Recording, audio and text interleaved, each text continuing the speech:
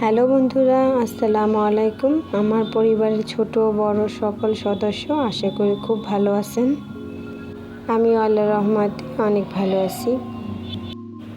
আপনারা যারা ছাদ বাগানি রয়েছেন, আজকের ভিডিওটি আপনাদের জন্য খুবই উপকারী। আশা করছি সকলেই ভিডিওটি সম্পূর্ণ দেখবেন, স্কিপ করবেন না একদমই। আর ভিডিওটি ভালো লাগলে অবশ্যই একটা লাইক, কমেন্ট আর শেয়ার করবেন। তো চলুন শুরু করা যাক আজকের ভিডিও। আজকের ভিডিওতে আমি দেখাবো সবজির খোসা, শুকনো পাতা দিয়ে আমি কিভাবে খুব সহজে একটি বেড তৈরি করি। তার জন্য আমার লাগবে কিছু মাটি, পুরনো মাটি হলেও হবে, কারণ পুরনো মাটির সাথে আমি কিছু গোবর সার, ছাই মিশিয়ে দেব আর কিছু হাড়ের গুঁড়ো মিশিয়ে দেব, তাতে মাটিটা পুষ্টিকর হবে গাছের জন্য।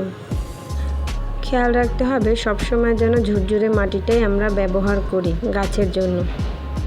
মাটিটা সম্পূর্ণভাবে মেশানো হয়ে গেলে আমি টবের নিচে ড্রেনেজের জন্য কিছু দিয়ে দেব। আমি সবসময় শপিং ব্যাগ ব্যবহার করি, আপনারা চাইলে ইটের টুকরো ব্যবহার করতে পারেন। তারপরে উপর থেকে কিছু শুকনো পাতা দিয়ে দেব। শুকনো পাতাটা দিলে ভেজা ভেজা ভাবটা হবে না, সবসময় মাটিটা একদম ঝুরঝুরে শুকনো থাকবে। তারপরে উপর থেকে আরেকটা লেয়ার মাটি দিয়ে দেব। সবসময় গাছ লাগানোর জন্য মাটিটা ঝুরঝুরে হওয়াটা জরুরি, কারণ মাটিটা যত ঝুরঝুরে হবে গাছের শিকড় তত দ্রুত বৃদ্ধি পাবে আর গাছের হেলথও ভালো হবে। তারপরে আমি দিয়ে দেব উপর থেকে সবজির খোসা, আলু খোসা শুকনো করে রেখেছি আমি সব কিছু, কিচেনের যে ফেলে দেওয়া জিনিসগুলো সব কিছু শুকিয়ে তারপরে দিয়ে দেব আমি উপর থেকে আরও একটা লেয়ার মাটি। তো মাটিটা ভালোভাবে সুন্দর করে ঠেসে ঠেসে দিতে হবে, যাতে কোনো রকম বাতাস না যায় ভিতরে, এরকমের করে দিতে হবে। আমি যখনই মাটি বানাই তখনই কিছু না কিছু লাগিয়ে দিই বেডটাতে। শুধু শুধু বেডটা বসে থাকবে, তার থেকে মাটিও হবে, আমার একটা সবজিও হবে। খালি খালি তো শুধু শুধু বেডটা না রেখে দিই, আমি কিছু না কিছু লাগিয়ে দিই সব সময়। তো এবারে সেরকমই করেছি।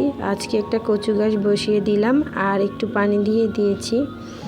আর এর সঙ্গে আমি কিছু থানকুনি পাতা লাগিয়ে দেব। আমার থানকুনি পাতা অনেকটা শিকড় গজিয়েছে, তো সেখান থেকে কিছু থানকুনি পাতা আমি আজকে লাগিয়ে দেব গাছের গোড়ায়।